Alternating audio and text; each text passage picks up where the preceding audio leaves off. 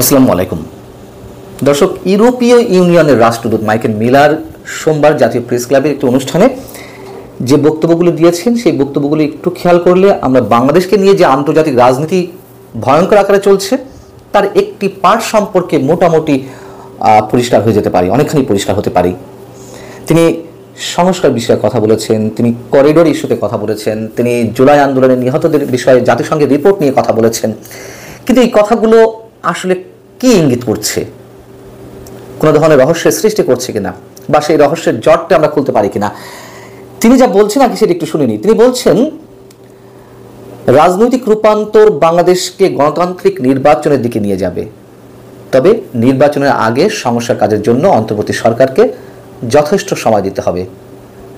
মানবিক করিডোরের বিষয়ে তিনি তার বক্তব্য হচ্ছে এরকম যে, উদ্বাস্তুরা যে দেশেই থাকুক না কেন, আমরা তাদের সহায়তা করতে পারলে খুশি হব। যদি সীমান্তের উপরে থাকে তবে তাদের সহায়তার জন্য আমাদের একটি চ্যানেল লাগবে।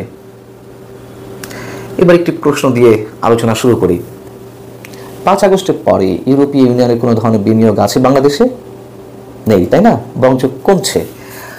অথচ তারা সংস্কার চাইছে, তারা সংস্কারের জন্য সরকারকে যতটা সময় দেওয়ার প্রয়োজন সেটি দিতে চাইছে, পাশাপাশি করিডোরের প্রতি সমর্থন দিচ্ছে। করিডোরটি কে চাইছে? যুক্তরাষ্ট্র চাইছে। এবার আসুন, কেউ হয়তো বলতে পারেন যে ডক্টর ইউনূসের প্রভাব বেশি আন্তর্জাতিকভাবে বিভিন্ন ক্ষেত্রে, সেই দিক থেকে তার ক্যারিশমার বা যেই উদাহরণ দিই না কেন তার প্রতি তারা সমর্থন দিচ্ছে। আসলে বিষয়টি কি তাই? যদি ডক্টর মোহাম্মদ ইউনূসের ওই ধরনের ইনফ্লুয়েন্স কাজই করত, বিনিয়োগ আসতো। সবচেয়ে বড় উদাহরণ হচ্ছে IMF, আন্তর্জাতিক মুদ্রা তহবিলের যে লোনের কিস্তি, সেটা স্থগিত হতো না। সেই আশা তো আমরা একেবারে ছেড়েই দিয়েছি, সরকারের পক্ষ থেকে ছেড়ে দেওয়া হয়েছে। বাংলাদেশ ব্যাংকের গভর্নর তিনি বলেছেন, আহসান ইস মনসুর সাহেব, যে IMF এর লোন ছাড়াই আমরা ভালো করছি, যথেষ্ট ভালো করব। যাই হোক, সেটা অন্য বিষয়। তাহলে ডক্টর মোহাম্মদ ইউনূসের প্রভাব যদি কাজ না করে, কোন জাদু বলে ইউরোপীয় ইউনিয়ন সরকারকে এই ধরনের সমর্থন দিতে চাইছে? বিষয়টি আর কিছু নয়। এটি বোঝার জন্য রকেট সায়েন্স পড়ার প্রয়োজন নেই বা তা অ্যাপ্লাই করার প্রয়োজন নেই। জাতিসংঘে এই মুহূর্তে যুক্তরাষ্ট্রের চেয়ে ইউরোপীয় ইউনিয়নের প্রভাব বেশি, আমরা তো জানি। আবার যুক্তরাষ্ট্র যেদিকে যায়, ইউরোপীয় ইউনিয়ন সেদিকে যায়।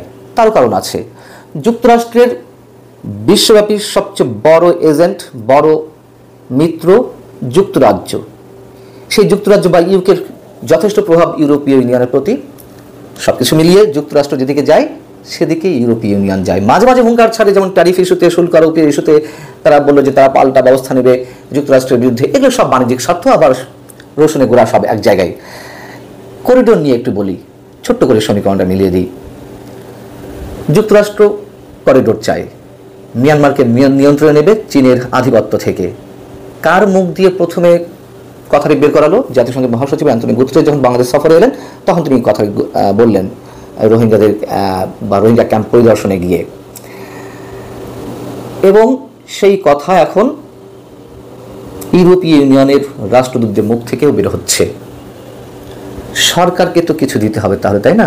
প্রথমে যেটি বলেছিলাম যে সময় দেবে সরকারকে, বা দীর্ঘদিন ক্ষমতায় টিকে থাকার একটি সনদ ডক্টর ইউনূস সরকার পেতে পারে। অতএব সে ধরনের একটি নিশ্চয়তা ভিন্ন সুরে দেওয়ার চেষ্টা সংস্কার ইস্যুতে।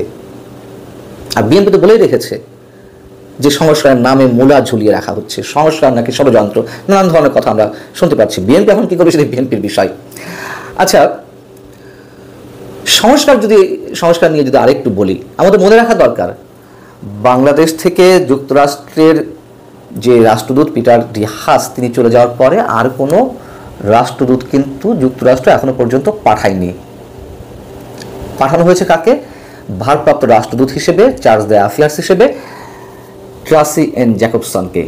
এবং যখন ট্রাসি এন জ্যাকবসনকে পাঠানো হয়, তখন কিন্তু পররাষ্ট্র মন্ত্রণালয়ে চিঠি দিয়ে যুক্তরাষ্ট্র জানিয়ে দিয়েছিল যে মূলত বাংলাদেশের সংস্কার প্রক্রিয়া ও গণতান্ত্রিক উত্তরণে অন্তর্বর্তীকালীন দায়িত্ব পালনের জন্য তাকে ঢাকায় পাঠানো হচ্ছে সংস্কার ইস্যুতে। অর্থাৎ সবই অনেক আগে থেকে সেট করা, সবই প্ল্যানিংয়ের অংশ।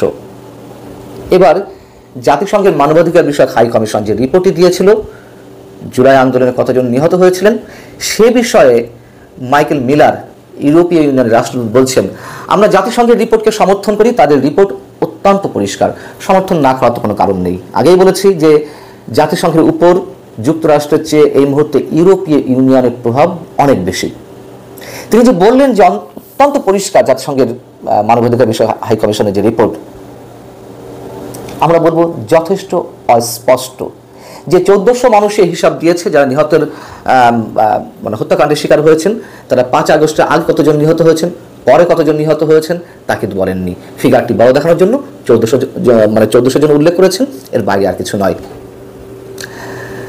একটা কথা মনে করিয়ে দিই, 2024-এর 7 জানুয়ারি নির্বাচনের আগে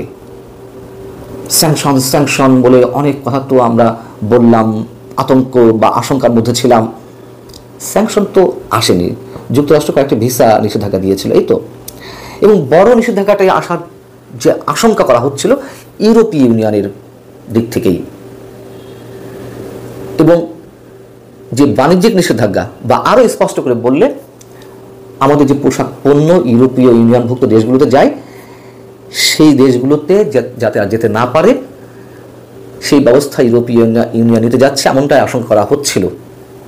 তার কারণ বাংলাদেশের যে প্রতি বছর 50 থেকে 55 বিলিয়ন ডলারের পোশাক পণ্য রপ্তানি হয়, তার সবচেয়ে বড় অংশ 35 থেকে 40 বিলিয়ন ডলারের পণ্য কেবলমাত্র ইউরোপীয় ইউনিয়নভুক্ত দেশগুলোতেই যায়।